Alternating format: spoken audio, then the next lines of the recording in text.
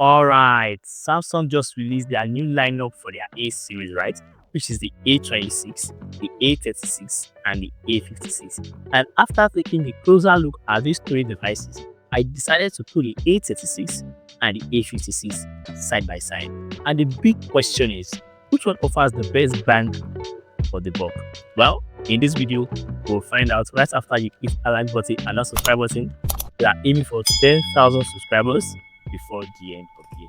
Thank you. No better place to start than the design and the build quality of these devices. Both phones sport a sleek glass front and back with Gorilla Glass Victus Plus for protection, ensuring durability. The A56, however, features an aluminum frame, adding a premium touch to the device, while the A36 comes with a plastic frame.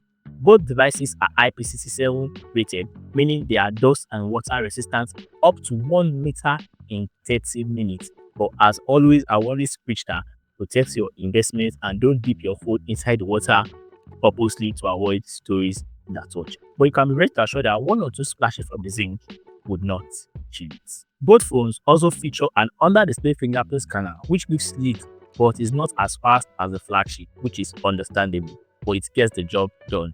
Both devices also has this island that is housing the volume keys and the power button. And personally, I hate that island. Just make it flat, for God's sake. In the build department, you will notice that they are almost built the same way. And in fact, they are protected with the same Gorilla Glass Victus Plus. The only difference is the aluminum frame on the A56 and the plastic frame on the A36. And personally, if you ask me, I don't think it's a big deal. Moving on to the display, both the A56 and the A36 boast a 6.7 inches flat Super AMOLED display with up to 120Hz refresh rate and a peak brightness of 1900 nits, providing vibrant colors and smooth scrolling experience. The A56, however, supports HDR10 Plus for enhanced contrast, giving it a slight edge for media consumption and watching or streaming videos in general. Regardless, both displays get the job well excellently, either you are seeing a movie or you are killing some time on the internet. However, the A56 edges it a bit because of that HDR10 Plus capability for deep blacks and vibrant colors. However, personally, I think people in the real world don't actually care about that. Only 20% or 30% of people actually care about HDR10 Plus, and remaining 80% just don't give it there. But however, it makes the A56 better in the display department. Now, let's talk performance. This one is quite interesting. Under the hood, the A36 is powered by the Qualcomm Snapdragon 6 Gen 3 chipset, paired with up to 12 GB of RAM. But we have the 6 GB of RAM and the 8 GB of RAM variant. But as always, I will always advise you to go for the higher variant. Maybe this time the middle 8 GB of RAM variant for better experience. However, the A56 on the other hand, housing the Samsung phone Exynos 1580 processor, also with up to 12 GB of RAM. In day-to-day tasks like browsing, social media, both perform excellently. However, for gaming and intensive work like video editing, intense multitasking, the A56 Exynos chip delivers a smoother experience with fewer frame drops than the Snapdragon 6 Gen 3 chipset. Even though both chipsets are made around the same time last year, the Exynos beats it in all categories, as you can see from the bench score. But wait, it doesn't mean that the A36 is bad or is not good for gaming, or it can't edit video, or it can't multitask. It can do all of those things excellently. In fact, it can play your games at low to medium graphics settings excellently, providing that you have good internet connectivity in your area. So it doesn't mean that the A36 chip is bad, but the Exynos in the A56 is a little bit better than the Snapdragon 6 Gen 3 on the A36. Now, let's talk software. One major area that Samsung really shines in this mid-range category is in the software department. The Samsung Galaxy A56 and the Samsung Galaxy A36 out of the box comes with Android 15 Samsung One UI 7 screen on it. And as you expect from Samsung, it is smooth, it is clean, and it is feature packed. Get features like split screen multitasking, edge panels, like the whole package. But here is the kicker: both phones are promised 6 to 7 years of software updates, and both phones are promised 7 to 8 years of security patches. But here's my concern: I want your opinion and thoughts in the comment section below. Don't you think 6 to 7 years of software updates for a mid-range device is too much? Like, it's too much. Like, don't you think it's too much? I'm thinking 3 to 4 years is perfect. Don't you think 6 years is too much for a mid-range device? Let me know your thoughts down below in the comments. And lest I forget, Samsung added few AI features to their latest lineup. I was actually surprised they did. And as you might have guessed again, they named it also intelligence. Anyway, they added feature like circle to search, which is not really an AI feature because I believe every phone in 2025 should have the circle to search feature. But they take it a little bit further by adding object eraser, AI select, and read aloud, which typically turns a long article into audio. And they also added edit suggestion in the gallery app, which you can use to erase reflections, draw out background, and many more. That simply means even the cheaper A36 will still be getting Android updates up to 2029, which sounds like a good thing. But again, don't forget I told you to let me know your opinion in the comment section below about 6 years or 7 years of major Android updates on military devices. Is it really necessary?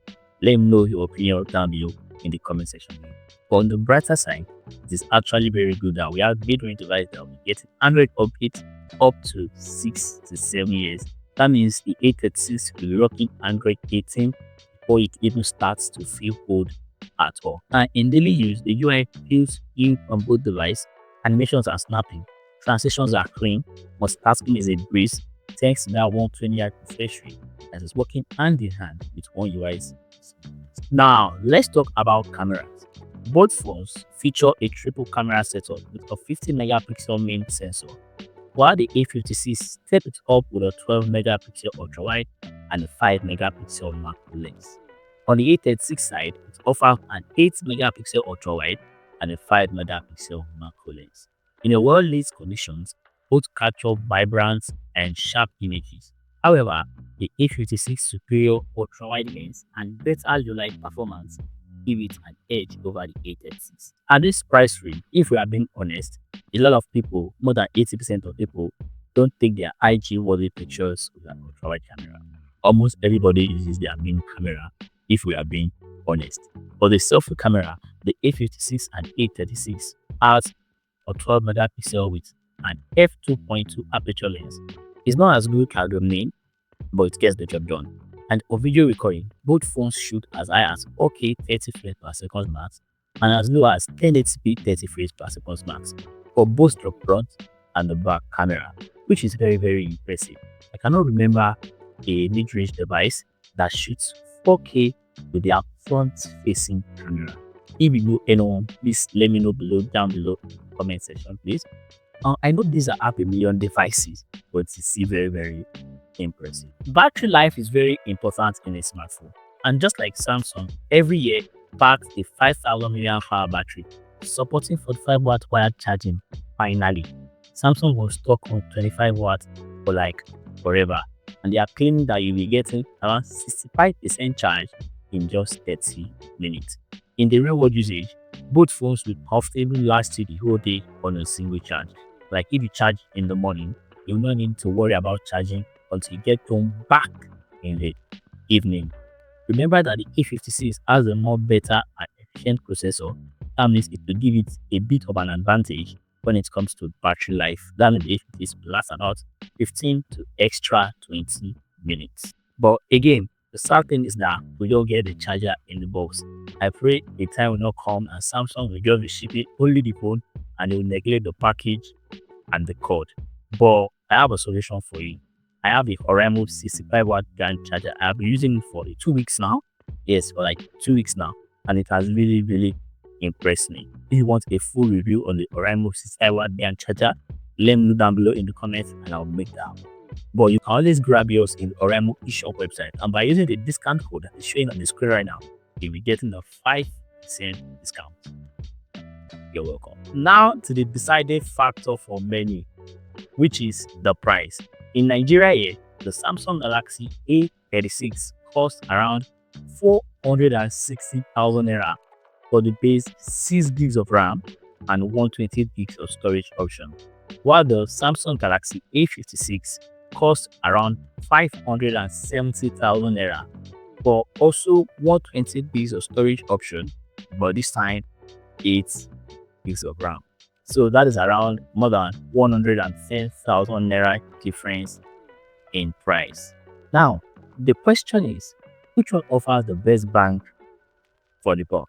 If you're looking for a solid performance, a vibrant display, very decent build quality, and a capable camera system without breaking the bank, the Samsung Galaxy A36 is a fantastic choice, and it just sits right in the middle. Offers great value, should serve you well for the next couple of years. However, if you want the extra camera capabilities like the ultra wide or better performance for gaming, if you want HDR10 plus, and if you want the better aluminum frame, you can go for the Samsung Galaxy A56, but I would not recommend it. Ask me why. Alright. If you look into the market, you will see older flagships that are better than the Samsung Galaxy A56 across board. But they also come with their pros and cons. And the con is it will have a big battery because it's an older device. It will not be covered with Samsung warranty anymore, and the body might have wear and tear over time. So apart from that, I don't see any other con that older flagship might have. But ultimately, the ball is in your court. But for me, I think both phones offer compelling features for this price point, but I would go for the Samsung Galaxy A36 regardless because it looks like a modern smartphone and does everything a smartphone should do at this price point. That is my comparison between the Samsung Galaxy A36 and the Samsung Galaxy A56. Thank you so much for watching as always. Please don't forget to like this video to support us, subscribe to our channel, also to support us. We are aiming for 10,000 subscribers before the end of the year. And I'm serious this time around, we are almost there. If you are planning to get any of these devices, let me know down below in the comments. And again, if you want a full review on the Oraimo Grand charger, let me also know down below in the comment. Let's chat. And as always, love, peace, and tweaks. Signing out.